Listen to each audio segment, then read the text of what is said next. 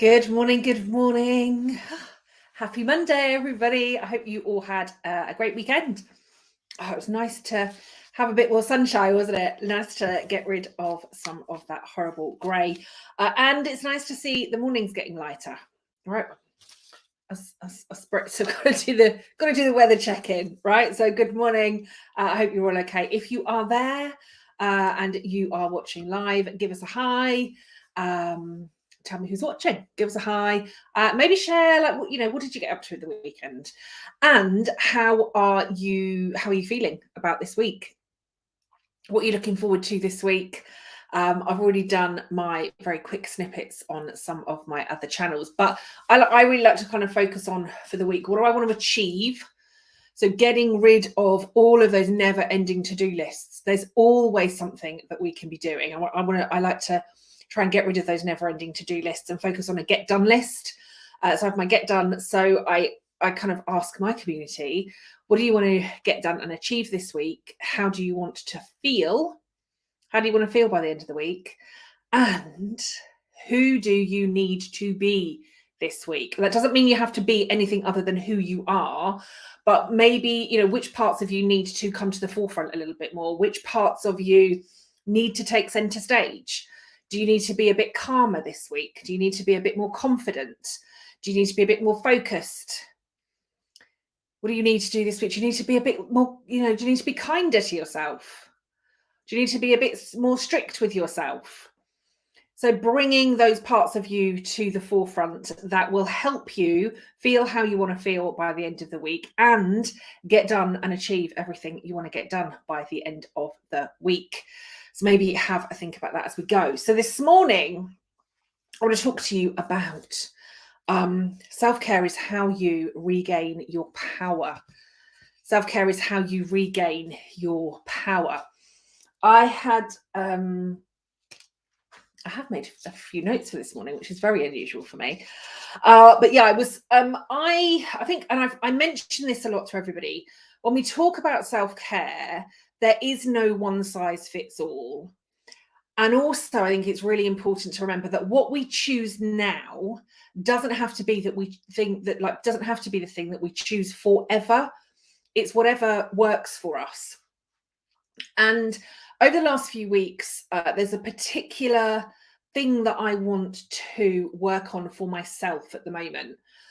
And so I've switched some of my meditation practice around. And for my morning meditations, I have been using the Insight Timer app for some guided meditations. And I've then been doing what I call my normal meditation practice of an evening. So I've switched those around a little bit.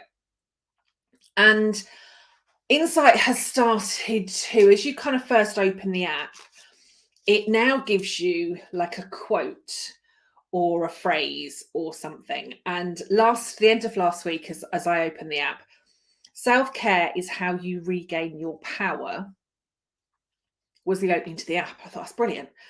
And that is really what I want to talk to you all about today.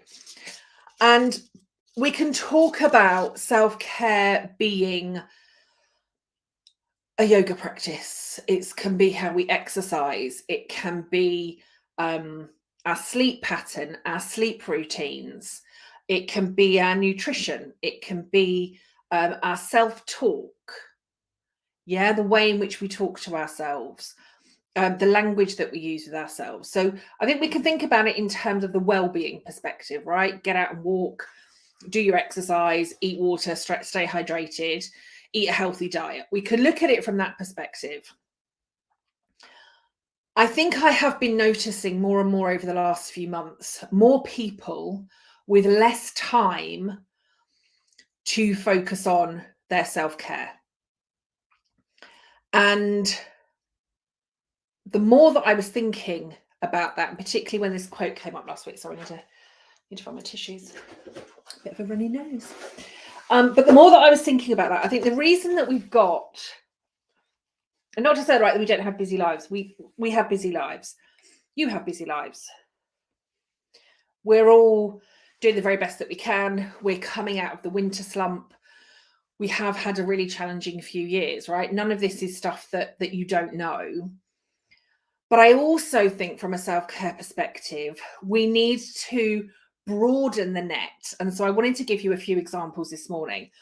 So I wonder if the reason that some of us do not have the time for what we typically class as self-care, right? So staying hydrated, ensuring that we are eating a nutritious diet, that we're moving our bodies in whatever way feels right for us, that we're getting the right amount of sleep, is because we are not caring for ourselves in other areas of our lives. And I want to give you a couple of examples.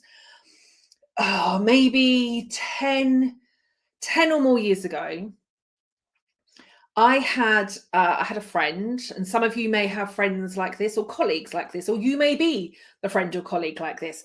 But I had a friend, and quite literally for years, she kept moaning about all of the same stuff, right? You'd meet her for a drink, and she was one of these that would be, oh, like, please come and meet me tonight. I've had a really, really bad day. And you drop everything and go and meet her. And she'd be moaning about the fact that she was single. She'd be moaning about the fact that she didn't like her job. She'd be moaning about her financial situation. She'd be moaning about where she lived. She'd be moaning about her weight. Everything in her life was just, I don't like this, and I don't like this, I'm not happy with this, I'm not like every single thing. And we would talk about in the conversations that we'd have over a glass of wine or vodka or 2 or 3 or 4. But we talk about the things that she could change, right? We talk about what she could do to look for a new job. We could talk about relationships and maybe where she could find, her ideal partner. We talk about what she could do to lift her energy. We talk about what she could do, to kind of lose some of the weight that she was worried about. We talked about we could do some classes together. We could do something. And I'm a very kind of action-oriented person. If I say I'm going to do something, I want to do it. So I would then message her the following morning, I found this class, we could do this together, we could do that. No, doesn't feel right. I haven't got the time, I haven't got the money, can't do. And this went on for ages. And I began to notice in myself that whenever I spent time with her, however high, my energy was when I would go to meet her, I began to notice that every time I went out with her, did I go home feeling really flat and really low and really miserable. That wasn't doing a lot for my energy levels, my self-care, right? My mental well-being, my emotional well-being. It wasn't doing good for any of that. And I had a conversation with her one day that said, right, you've either got to take an action or we need to stop having this conversation, because this is not doing my energy levels a lot of good. And if this is going to continue, I can't continue to spend the time that I'm spending with you. And I'd done it in a nice way. I'd made sure that we were kind of talking, but basically, right, take an action, one action, do one thing, or we need to stop talking about this. And within a few weeks, the invites to go out were becoming less and less. And that was fine, right? I think sometimes as we grow and develop, the relationships around us change, and we started to drift, and we had a very different conversation. Then for lots and lots of other reasons, that was kind of end of friendship. And I'm okay with that. And she went on to be okay with that. But I think sometimes we have to realize, part of my self-care for me was setting that boundary with that person that's basically, you are sucking the life out of me. This cannot continue. So if you're not going to make the change, as we keep talking about, I cannot continue to give you my energy just so you can sit and moan for however many hours that we are together. And she didn't make the change. It was years and years before she started to make the changes that she needed to make. So she needed to be ready for that. But a lot of her friendships then started to change, because every kind of person, every one-to-one relationship that she was having with people were going down the same route. So you've got to do something to change this for yourself. And she didn't. And sometimes our self-care involves putting in those boundaries, not just, I'm not just talking, do your yoga or meditation or, drink water all day. But I think we need to start to look at the wider parts of our lives and how that is impacting our well-being. And that could be jobs. right? If you're staying in a job or in an organization that is not right for you, that is sucking the life out of you, that is sucking the energy out of you, the best thing you can do for your own energy and your own time. Hey, Rachel, absolutely right. Dementors, yes. I call them energy vampires. Right? Rachel's doing lots of great stuff around well-being as well. So absolutely, if you're not following Rachel, give Rachel a follow. Hi, Rachel, lovely to see you. But like sometimes, like we've got to get out of these soul-sucking jobs. We've got to get out of these soul-sucking relationships. We've got to say no to some of the projects that we know are going to suck the life and energy out of us. If your daily routine is not working for you, do something different, right? Do something that's going to shift your energy levels. Do something that is going to make you feel better. Set a boundary with somebody. Set a boundary with yourself. So we've got the friendships, we've got the relationships, and then we come to the things like the self-talk. And I think I touched on this, I think, either in a really short video or in a post a few weeks ago. After my second burnout, so 2015, after my second burnout, my energy levels were absolutely at rock bottom. So I talked about, when I kind of came out of my first one in 2013, I started to make loads of changes. I went full pelt. I went full on everything, trying to then make sure that nobody else would ever have to experience what I did. And I started a new business and I ended up leaving my marriage and I moved house and I had all of these things to keep me going.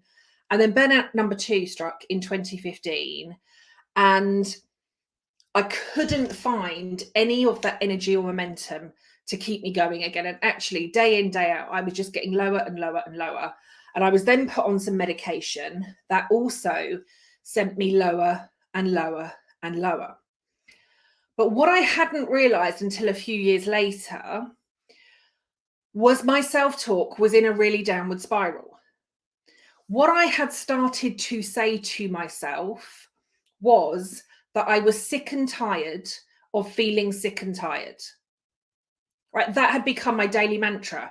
Right? Oh, I'm sick and tired of feeling this way. I'm sick and tired of this. I'm sick and tired of having no energy. I'm sick and tired of this happening. I'm sick and tired of not being able to do the stuff that I want to do. I'm sick and tired of not being able to, to get outside. I'm sick and tired of not being able to walk as far as I used to be able to walk. I'm sick and tired of not being able to do the yoga for the amount of time that I used to do. I'm sick and tired of not being able to cycle for as long as I used to be able to do. I'm sick and tired of not being able to sleep properly. I'm sick and tired of, all of the gut issues that I'd started to develop. And sick and tired had quite literally become my daily mantra. And it wasn't literally years later, right, until somebody called me out on it. We're like, what are you doing to yourself? And I changed the language. I changed the words that I was using, and I was still tired.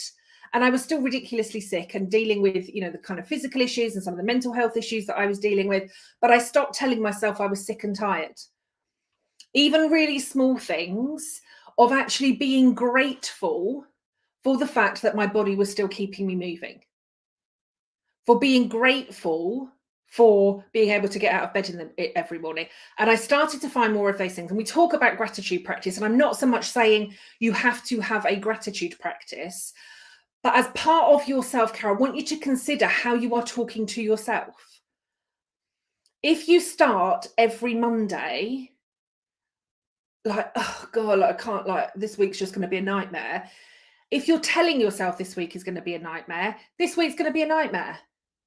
If you're telling yourself all weekend that you've got a horrible week ahead, you're going to have a horrible week ahead. Our self-talk matters. Again, if you've watched any of my kind of workshops, around the kind of neuroscience stuff and like our brain does not know the difference. Our brain cannot tell the difference between imagination and reality.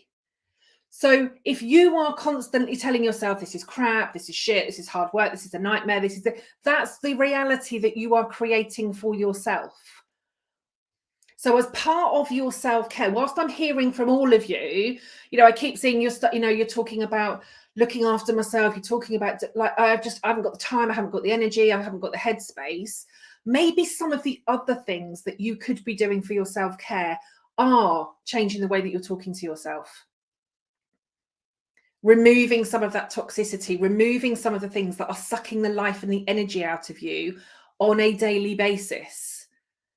Getting out of that relationship, setting that boundary with the friendship, setting that boundary at work, setting the boundary with your boss, saying no to the latest project, not taking on all of that additional responsibility until the promotion and or the salary increase has been signed and agreed, right? Setting some of those boundaries can be and are absolutely vital for your self-care.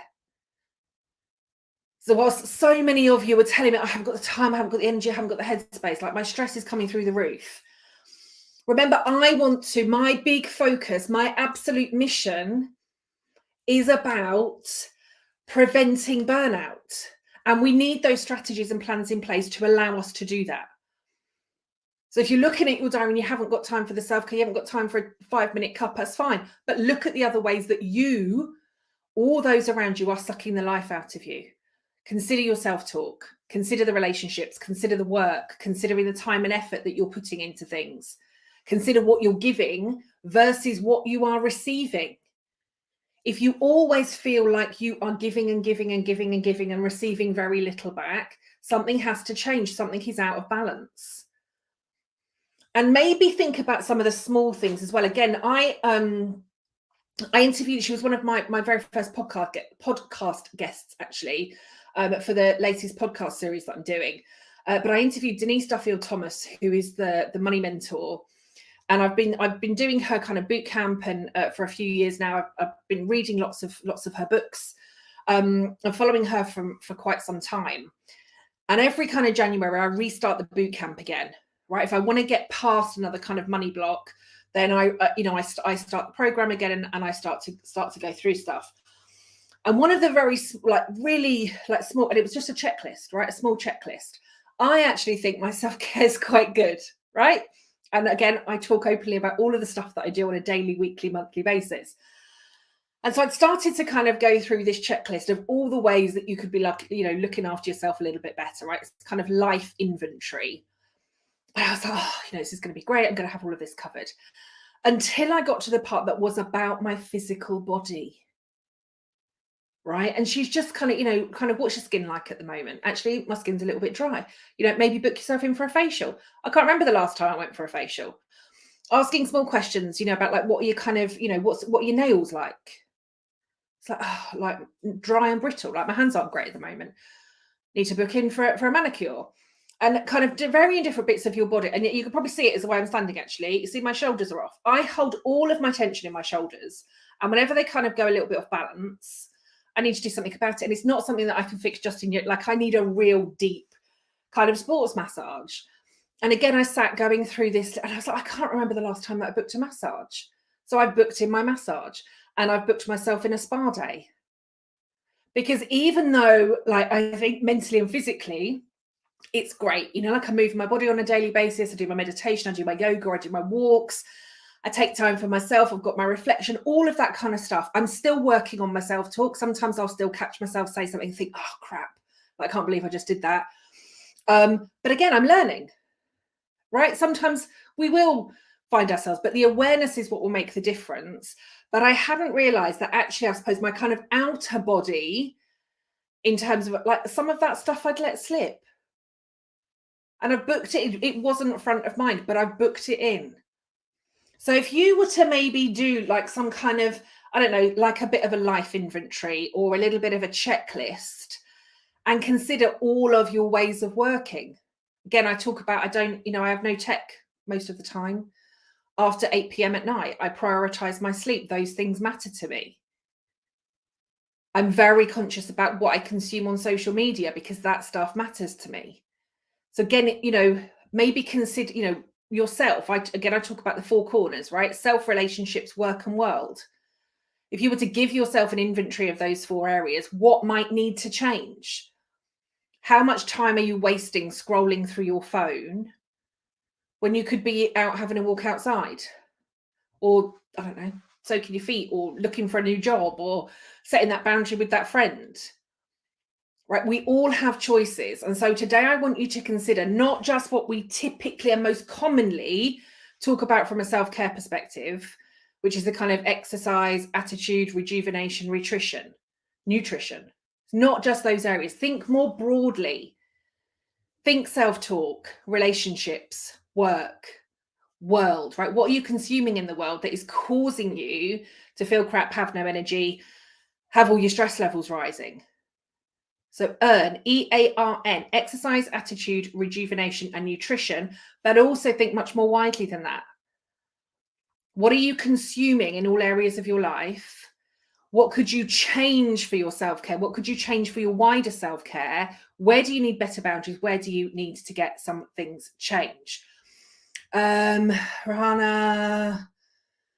content writer, like remote, right? Remote, great. Rachel, how we speak to ourselves, absolute critical piece of the jigsaw.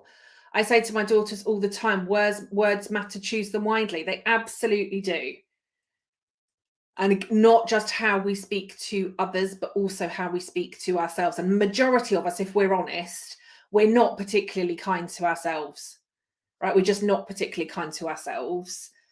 And we need to think about the knock-on effect that we're having with that. What is that doing to our energy levels? What is that doing to our well-being? What is that doing for our mental well-being, our emotional well-being? What's it doing to our energy levels? If we're repeatedly telling ourselves, we're not good enough, we can't do it, this isn't going to work, this isn't going to work, it's not going to happen. We are sucking the lives out of ourselves, and we need better boundaries around those around us as well. So, love, earn. Remind me what the R stands for. Marie, so EARN, so exercise, attitude, rejuvenation, and nutrition. So for me, I think like the rejuvenation stuff is literally, for me, the way I interpret it, is anything that allows me to just like rejuvenate, rest, and recharge. So again, that might be very different for all of us. That could be writing, reading, meditating, yoga, running, spending time with loved ones, cooking a lovely meal, but anything that kind of allows ourselves to just have that kind of rejuvenation, recharge, or rest. And remember, we've got 7 different sorts of rest as well, right? This isn't just about stopping and sitting doing nothing. I've mentioned this to so many of you before. I'm not really a do nothing kind of person. And again, after burnout number 2, something else that was impacting my energy levels was the fact that so many people are like, you've just got to stop, right? You need to stop and slow down. Forcing myself to stop and slow down was also sucking the life and energy out of me, because I'm really not a slow down, do nothing kind of person. So I found, again, when I kind of got myself back on track, I had to find different ways of rejuvenating and recharging that worked for me. One of my amazing friends, do go check him out. He's doing some awesome stuff, kind of coaching outside, like beautiful hills and kind of mountains and all that sort of stuff. My good friend David Faulkner, he and I talk quite a lot about the fact, like, he's brilliant at, kind of staring at ceilings all day. When he needs some kind of downtime, he can sit and stare at ceilings all day. And I'm like that would just drive me, like, how would you even think about doing that? Would not work for me. So we've got to find the stuff that works for us. And again, like, I'll finish as I've started. I'm going to leave you for today. There is no one size fits all to this stuff. I know what works for me as of now. And I'll finish as I started saying, at the moment, I'm doing something slightly different because that's what I feel I needed. And I've been doing this stuff for myself and on myself for a huge number of years now. Some of it is trial and error. Some of it you might think, oh, I want to do a bit of what they're doing. I want do a bit of what they're doing. Every single person that talks to you about self-care and well-being will give you probably a very different version, because a lot of us will talk about what works for us. I know what works for me is unlikely to or will not work for every single one of you. But again, you're not going to find what works for you if you don't create the time, space, and energy to even experiment, like, and have a little bit of fun with it. And I'll finish with I suppose kind of one of my, I guess kind of maybe one of my favorite sayings. But I think sometimes when we do, like, we think we're a failure. Like, oh my God, like, I tried meditation and I couldn't do it, and therefore, like, I failed. I tried yoga, I can't do it, I failed. I tried running, I can't do it, I failed. Again, think about the self-talk, but also consider it from the point of view of a scientist, right? Scientists never fail. They just keep tweaking the variables and just experimenting, right? So have experiment, have some fun, Play around with it. See what works. See what doesn't. Play, enjoy, and experiment. Don't think that just because you've tried one thing and it didn't work for you, that that's not your thing. But also, don't think that doing one thing once and it not making a difference wasn't right. Sometimes we've got to persevere with this stuff. Right? If all of us could be fit, healthy, happy humans from doing one thing once on one occasion, right, the world will be a completely different place. Sometimes we have to persevere with this stuff if we want to make the difference. But just have some fun, have a bit of a play, and see how you go. I'm going to wish you all an amazing week. Wish you all a fabulous, like whatever's in store for you, right? Enjoy it, have fun. Take some time for yourself. Quite literally, even if it's just 5 minutes with a cuppa, just sit and do something for you. But think about all of the things that I've kind of talked about today that can help you from a self-care perspective. That's not, you know, it's outside of the kind of typical exercise and all that kind of stuff. And if Earn works for you, have a look. Do go check out Rachel, check out Marie. Marie does some great stuff. Go check out Rachel, go check out David. Have a fabulous week.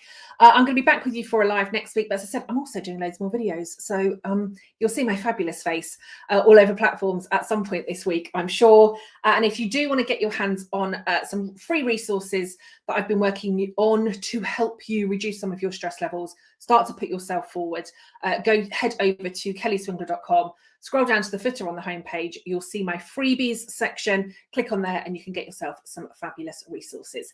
Have an amazing week. I will be back with you all on Monday. Until then, you'll be seeing all of my posts, and you can, if you like, ring the bell on my profile so that you don't miss any content as it comes to you. Have a fabulous week, everybody. Take care of yourselves. Keep smiling. Keep putting yourselves first. This is how we're going to make the difference, and this is how we are going to get one step closer to preventing